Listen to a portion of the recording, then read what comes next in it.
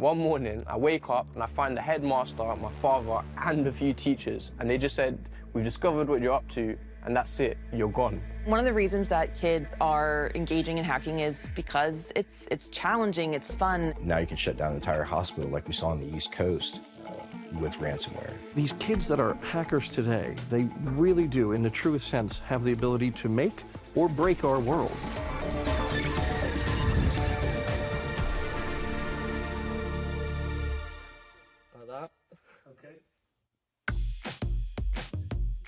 Oh boy, yeah, script kiddies. What's a script kiddie? God, that's an old term. Script kiddie is somebody who wants to accomplish, some sort of malicious activity, whether it be, breaking into a system or stealing credentials. Basically, a script kiddie is somebody who doesn't necessarily understand the exploits or the techniques of hacking and is relying on scripts or programs that were created by somebody else. So they're taking a script, they're running the script, they might set it to run against a particular target, but they don't necessarily understand how the technology works, and they don't have the skills to make them their own.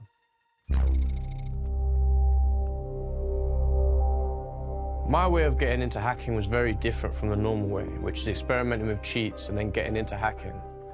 I was about 12 years old, and basically what happened was that one day a friend online who I chatted with was like, "I found a really interesting little program and I want to try it out." He put my telephone number into this account and he was able to take over my whole WhatsApp. I mean, completely take over my WhatsApp account. He was able to write messages to all of my friends and say all this stupid stuff. It's a technique where you're able to completely take over and control an account that's not yours. I was like, "How have you managed to do this?" And he said he couldn't tell me that, and it had to do with software he's got. So from that day onwards, I started to get interested in hacking. Script kiddies have had a resurgence in the last 5 or 6 years. And that is due to the increased sophistication in cybercrime, that there is more ransomware.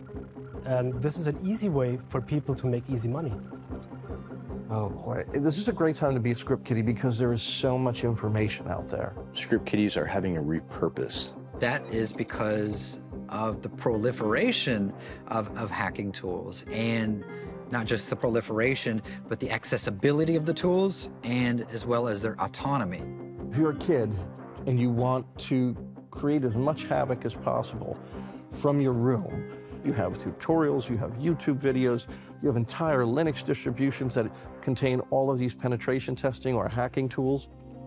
So this tool is fully autonomous, and what it is, it's basically a network slash penetration testing framework. It can be thought of like a Swiss Army knife.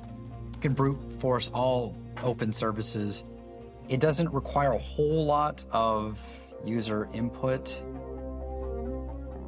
Script kiddies, by their nature, though, don't necessarily have the technical understanding or even the curiosity to develop exploits. However, even a stop clock is right twice a day, right? They might get lucky, they might figure something out on their own. So even though if you don't know how to do these things on your own, you would use an autonomous script to run these things for you, and the end result, is what you would hope. But really, when you look at script kiddies, it's just a group of people who use a tool that point and click and have no idea what goes on behind the scene. Nowadays, it is more of a derogative term for people who lack knowledge at all.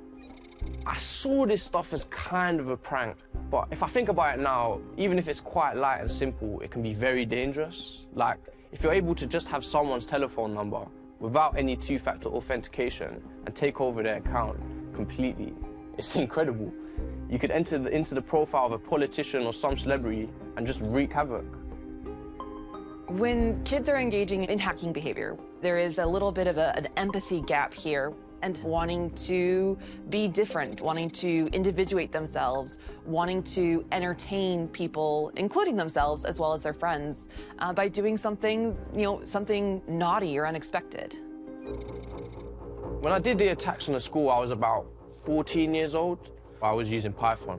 because I wasn't very good yet at writing viruses. So I was copying and pasting snippets of code from online sources, and I would create scripts that way which could bypass antivirus programs.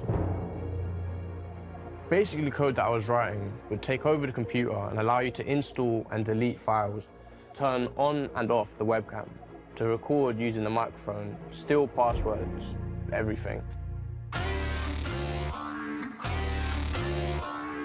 The hacks now are more encompassing because we have more connected technology.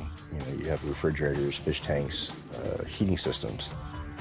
So before the internet, we didn't have HVACs connected to the internet. Now you can shut down an entire hospital like we saw on the East Coast with ransomware. So the attacks and the lethalness of the attacks are getting worse. The first time that they caught me hacking was when I had stolen a large amount of private data from my school. I started to post it online.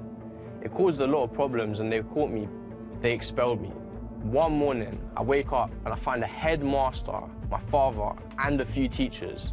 And they just said, we've discovered what you've been doing and that's it, you're gone.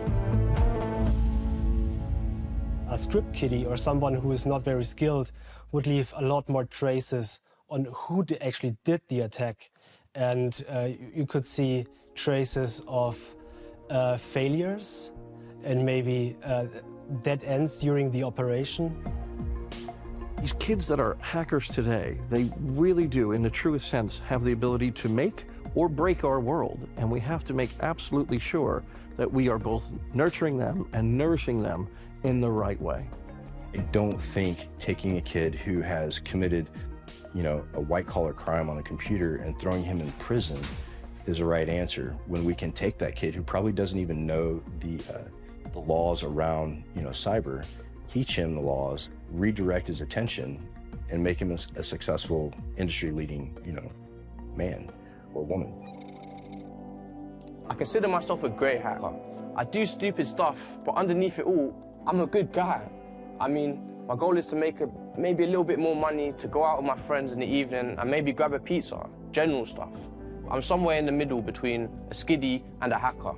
For the time being, I'm just a kid messing about, making a nuisance of myself. Nothing more than that.